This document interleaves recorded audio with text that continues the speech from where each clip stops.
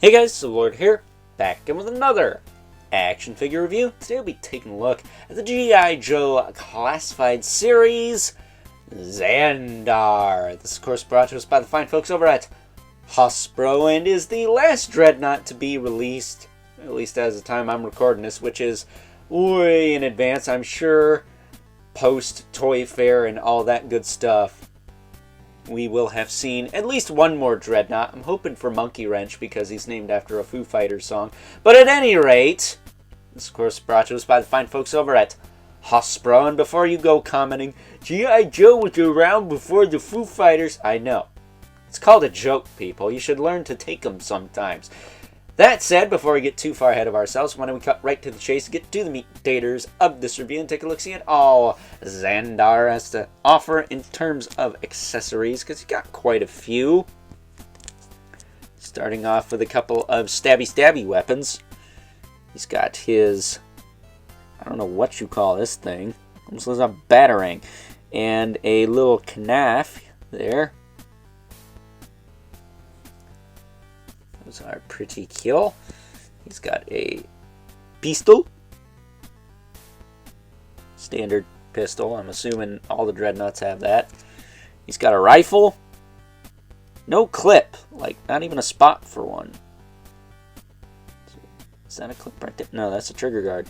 So, yeah, no clip on this thing. I'm okay with that. I'm also okay with the fact that the scope doesn't come off.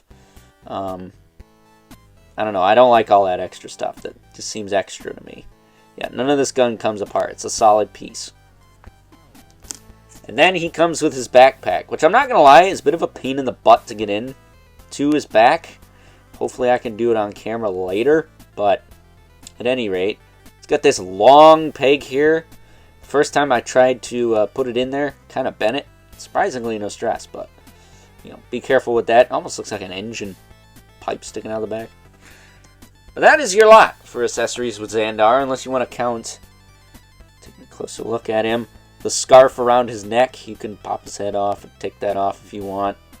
I'm going to leave it on there. But really cool figure. Really, really cool. And since we are going to get the Cold Slither box set for Comic-Con, I'm freaking stoked for that. I hope I can get a hold of one. I couldn't be happier with the Dreadnoughts right now. Again, I'm hoping for Monkey Wrench. There's a couple other ones. At this point, I do not actually have Road Pig still. Hoping I get him before this video goes up, and we'll be looking at him very, very soon, if not already. But at any rate, as far as his articulation goes, his head will look side to side, up and down a little bit, tilt a little bit. It's going to be hindered because of his hair and his scarf, which I thought this guy had like the flock of seagulls do. He's just got long hair, so that's a bummer. Pop his arms up about that far. He does have the butterfly, but it's so crammed in there you barely get anything out of it. It does work on mine though. It's just stuff. Like, there's no range to it. It's just there is no range to that thing. But you can see it does work. It's popping in and out of place. Same with this side. It's popping in and out of place. It does work, but it gets like a millimeter or two. It's almost pointless. It's a wonder they put it in there at all. It's got a bicep swivel, double elbow,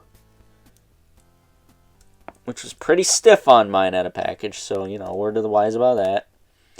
He does have swivel at the wrist with a hinge. That works fine. Ab crunch. Ab far forward. Not really back at all that I've noticed. Waist twist is a waist twist. It works. You can rotate them all the way around. Or go the other way. I wonder, why are you doing this to this poor Zandar figure? Because it's my toy. I can do what I want with it. That means destroying his digestive system in the process. Then I'm going to do it. He's got the drop down hips. They're fine. They've gotten a lot better with those as of late. Hips will kick forward and back. He's got a thigh cut. His hips will kick out to the side.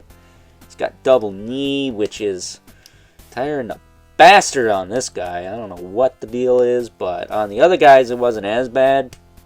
This guy, holy freaking shite is that tight, but I'm not worried about breaking it. It's just whew, put a little elbow grease in there. It's got a boot cut with a hinge in the foot and a rocker joint. Peg holes at the bottom of the feet if you want to throw them on a stand. That said, let's see if I can't get this backpack back on him, because this was a pain in the butt the first time. Maybe it's lightened up now, or maybe I gotta take the head off.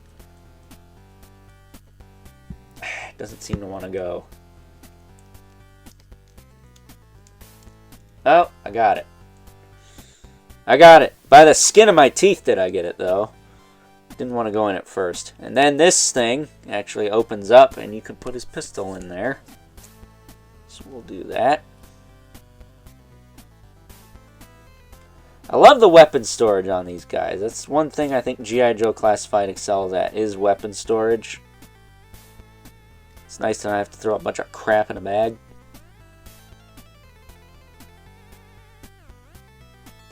Just gonna plug that in there. And it's not actually that difficult to do, at least not for me. I've managed to plug that thing in there a couple of times now. We got the sheath for his little knife here. Little knife. There you go. And it fits in there pretty tight too. And then for the big thing, I guess you could probably tuck it in this chain over here. I haven't tried that myself, but I guess we'll do that now. See if it works.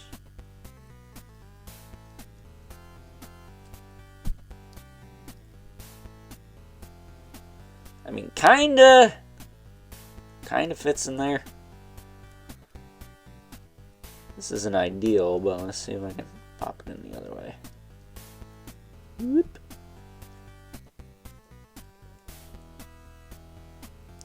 Okay, that's a little bit more flush to the body. I'm gonna keep that there for now, because that's a good place for it.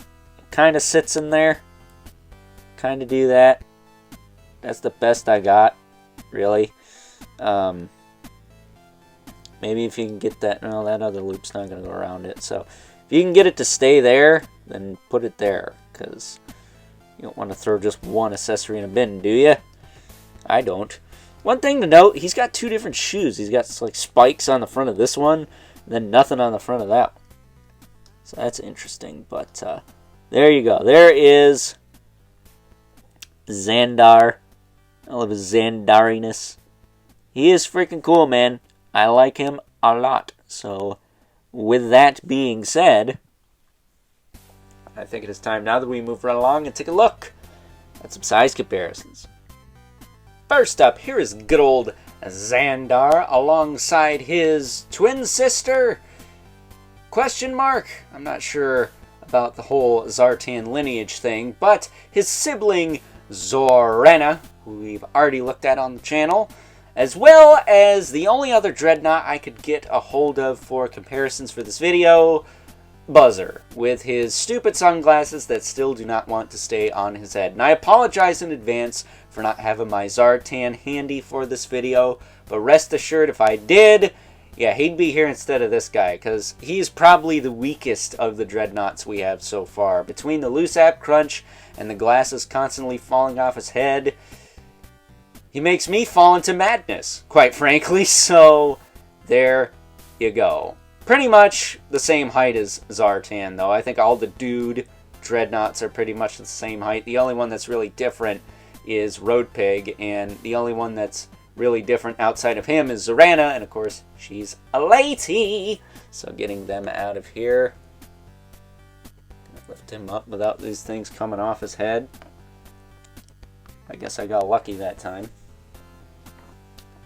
Let's bring in our two regulars, the Mythic Legion's Brother Mandibulith. Right there. And the infamous 11 Spawn, who, as usual, I could straighten Zandar out after I knocked him crooked there, towers over everyone. So, with that being said, it's time now that we wrap things up with some final thoughts. Overall, and yeah, much like the Dreadnoughts we've already taken a look at on the channel, I have to say that I do thoroughly enjoy good old Zandar here. I'm curious, though, who we're going to get next. Again, hoping for Monkey Wrench, because his name is the same as one of my favorite Foo Fighters songs, but I'm open to other Dreadnoughts as well, and I think there's even an army builder. I don't know, I heard that through the grapevine somewhere. Either way, we got the Cold Slither box set to look forward to this year. Hopefully I can pick up one of those and review it for you guys, but if not, I do like having the more Mad Maxy style looking versions of the characters as well. So with that being said, I hope you guys enjoyed this review. Until next time, I'll catch you guys later.